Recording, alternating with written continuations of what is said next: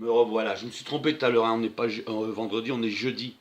Et d'ailleurs, si avec le Concordat, là, Arcelor, il n'y a pas blasphème le jour de l'ascension de faire travailler les gars? Hein? Non, ouais, on parle à autre chose. Je suis venu pour vous raconter une histoire.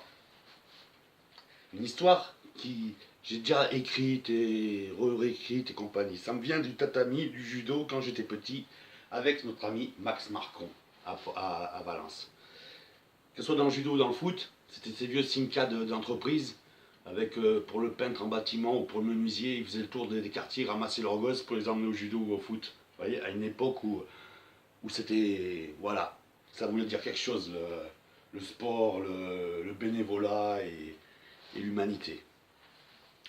Donc pourquoi je veux raconter encore cette histoire?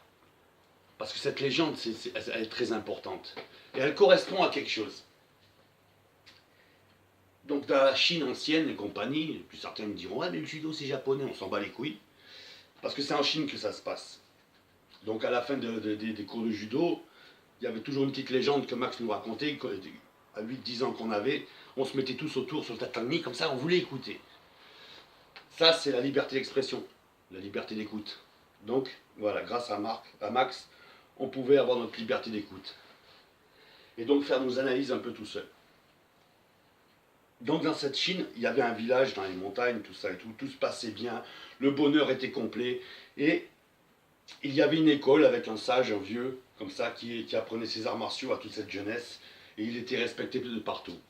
Puis un jour, des barbares sont venus, ont attaqué le village, sont appropriés le village, ont fait, vous savez comment ça se passe, hein, ils ont violé les femmes, ils ont asservi les hommes, et ils ont tout cassé, tout ce qui leur plaisait pas, donc l'école aussi du monsieur.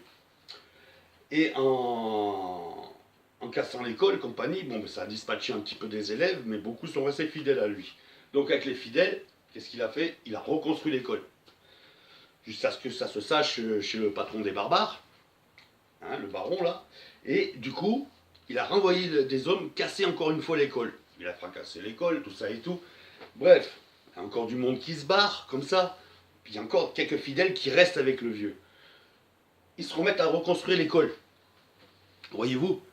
Et bien sûr, ça se sait dans les hautes instances chez les barbares, et du coup, il renvoie encore plein de monde pour lui casser son école, mais avec des élèves, des anciens élèves, qui eux ne savaient pas ce que c'était que la fidélité, qui eux étaient plus arrivistes qu'autre chose, et qui eux voulaient devenir milliardaires aussi, et chefs des barbares. Donc, ils y retournent, là, pour faire... Le chef des barbares fait venir le village autour de l'école pour que ça serve de leçon, hein, avec ses porteurs et tout, là, tac, tac, tac, tac. Et une fois dans l'école, les barbares en question, recrutés dernièrement, ont attaqué le vieux et les quelques élèves qui lui restaient. Ils se sont tous fait tuer. Ils se sont tous fait tuer. Le vieux les a tous tués avec ses élèves, là, il les a tous tués. Les militaires, les soldats, les barbares, ils étaient devant le chef des barbares, le peuple était derrière, tout ça. Donc il leur a ordonné d'attaquer aussi. Mais d'un coup, le peuple derrière s'est trouvé avec des grosses couilles. Ah, si lui le fait, nous on peut le faire aussi. Donc voilà, ils ont tapé, jusqu'à ce que même les porteurs ils sont barrés, l'autre boum par terre. Voilà. Et puis bien sûr, il y avait les pas contents de toujours pas contents, qui une fois que tout le monde a été viré, tous les barbares, tout ça, ils sont allés voir le vieux. Ouais, pourquoi tu l'as pas fait avant? Tatati, tatata, voilà. Et comme c'est un sage, il les a regardés, il a dit nous devons de protéger la vie. Nous devons de protéger la vie, et mon art n'est pas destiné à tuer ou à attaquer, mais à protéger la vie. Tant qu'il y a de la vie, on peut reconstruire. Et moi,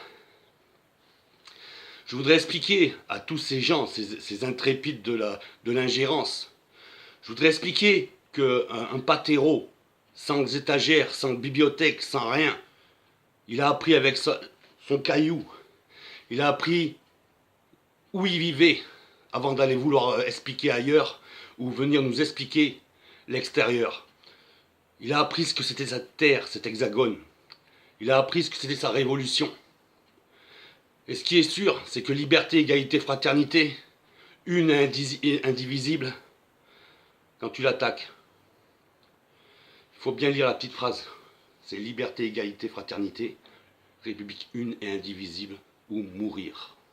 Voilà.